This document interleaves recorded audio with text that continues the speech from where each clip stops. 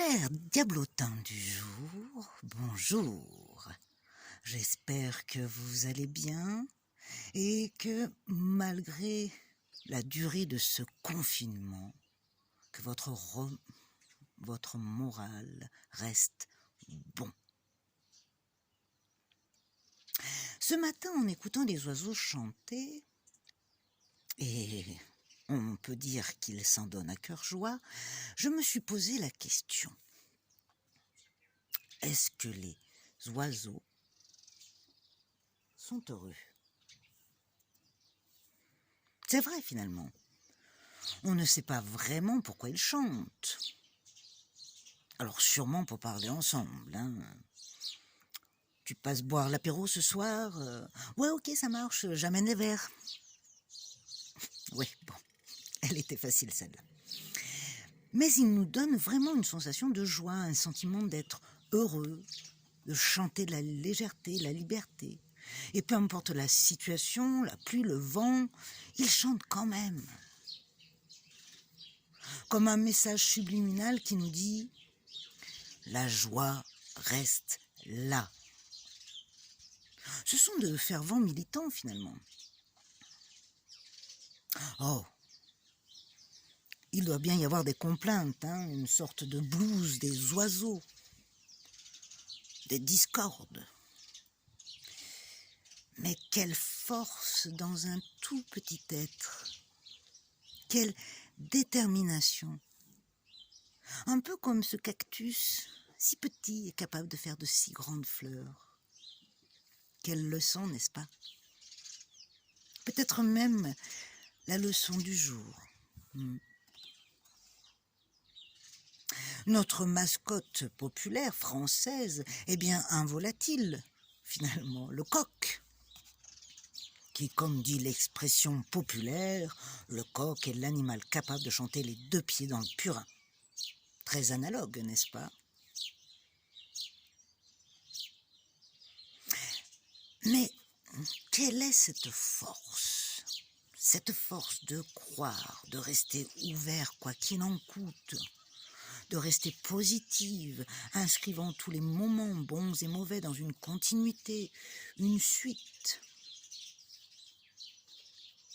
Le fait que le soleil se lève est pour nous. Si tout se casse la figure, si tout s'assombrit et devient noir à l'intérieur de vous, n'est-ce pas, et aussi bien à l'extérieur forcément, comment réagissez-vous? Vous baissez les bras? La vie est injuste, trop dure? Et si tout cela avait un sens finalement? Si tout cela desservait un autre dessein de celui de vous nuire?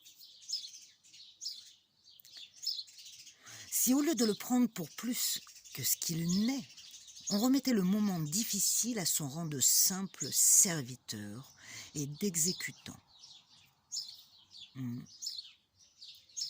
Facile comme théorie, vous me direz, pour des choses simples, bien évidemment, mais pour des choses plus graves, c'est moins évident.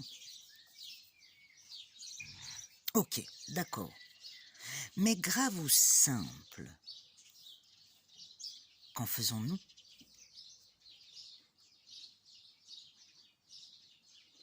Eh bien, nous allons nous armer de courage, attiser le feu du chaudron magique, l'athanor du possible et redevenir créateurs.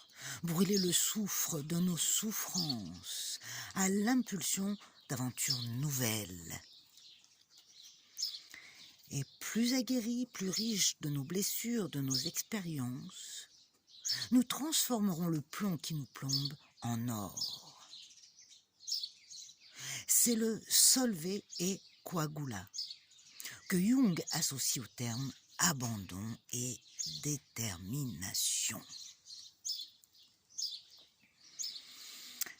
La progression construit l'individu. La régression lui fournit de nouveaux matériaux. Tout ceci forme un cycle qui s'accomplit en 9 tours, Du mieux qu'il peut, il suit le chemin de la pierre philosophale, plus exactement, de la sagesse. C'est chouette, hein, comme réflexion. Alors, chers amis alchimistes, appelons ensemble la carte du jour que j'ai nommée aujourd'hui le 3 d'épée. Ta-ta-tam. La voilà.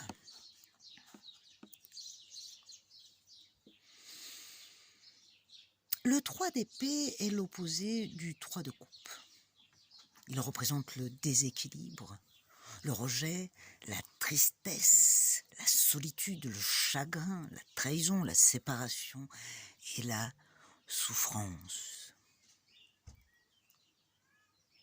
Ce sont là des sentiments douloureux. Cela dit, la douleur, le chagrin et la souffrance sont souvent, malheureusement d'ailleurs, une nécessité dans la vie. Oui. Sans douleur, il n'y aurait pas de défi, de changement, donc de décision, de coupure, de fête ou de leçons apprises. La douleur, même si on a du mal à le reconnaître, peut être une grande source de motivation, car elle encourage à surmonter les obstacles et à apprendre de ses erreurs, et donc à nous grandir. Chaque problème que nous rencontrons crée un tracas initial, de base, voire une souffrance qui se transforme inévitablement en opportunité avec le temps, pour devenir plus fort, jusqu'à nous donner le courage de changer de direction de vie grâce aux leçons apprises. La douleur peut assombrir votre vision pendant une certaine période, et puis, peu à peu, dans le sens de la réparation, elle vous permettra soudainement de voir clairement les choses autrement, de voir le sens du jeu.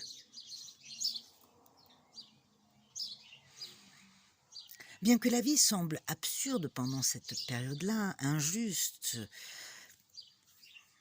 même à la rigueur jusqu'à se poser la question pourquoi nous en sommes là, la guérison passe par cette étape et elle y arrivera. Il faut de la foi, de l'amour-propre, de l'indulgence et du temps, car contre mauvaise fortune, bon cœur, c'est le gage d'un cœur d'or. Le 3 d'épée nous dit de tirer des leçons d'une douleur, de développer la capacité de vaincre toute souffrance qui s'annonce à l'horizon. La douleur peut nous aider à grandir et à nous renforcer. Un jour, vous serez surpris, quand votre cœur jaillira des ténèbres, d'être capable d'aimer encore plus qu'avant.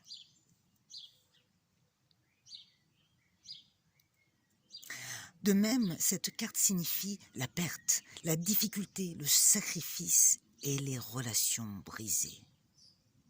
Faire un choix entraîne un renoncement, un sacrifice. Il faut laisser mourir certaines choses en nous. Et le soufre nous y aide. Malheureusement, pas la douceur. Parfois, la douleur de perdre quelque chose ou quelqu'un est nécessaire afin de nous préparer à une expérience plus enrichissante dans le futur. Et surtout, de nous détacher de faux besoins. Quand nous sommes attachés des fois à des choses que nous pensons essentielles à notre vie, elles nous écartent de notre véritable essentiel qui est nous-mêmes. C'est une leçon amère et pourtant qui annonce la libération. Lorsque vous subissez un revers de fortune ou une perte, c'est le moment de pleurer un bon coup.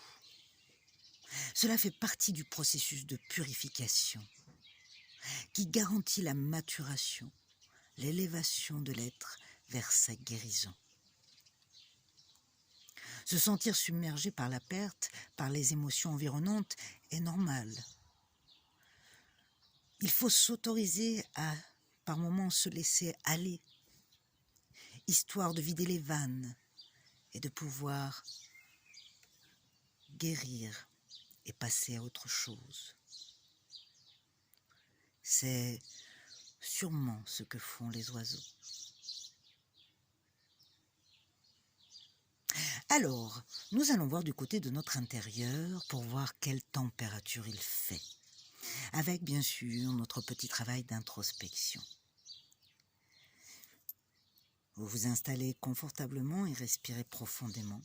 Et aujourd'hui, pendant 1 minute, écoutez juste le chant des oiseaux, comme la promesse d'un renouveau.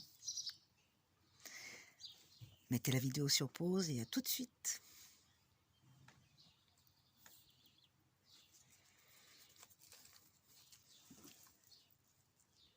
Très bien. C'est dingue comme des petites choses simples font du bien. Allez, il est temps de passer à notre carte couleur du jour, que je touille devant vous. Ok. Et nous avons le 5, matière, un bel orange. Le 5, matière.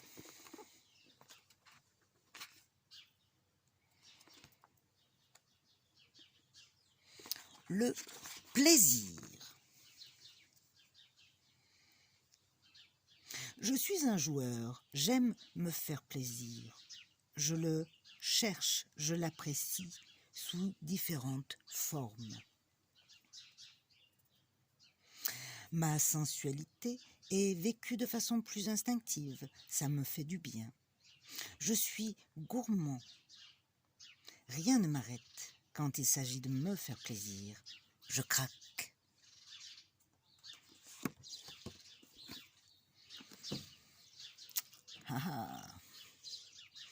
À réfléchir, n'est-ce pas? Est-ce un bon conseil, peut-être? Notre travail, forcément, qui s'ensuit, sera d'analyser un petit peu plus en profondeur et avec, ou alors plus de hauteur, les éléments de notre vie classés négatifs. Bien sûr, il y a certains qui sont difficiles à accepter, je le comprends, mais dans l'essentiel de l'œuvre de la vie, si on regarde bien, à la suite, ils ont toujours officié pour nous aider à devenir ce que nous sommes aujourd'hui, dans le mieux.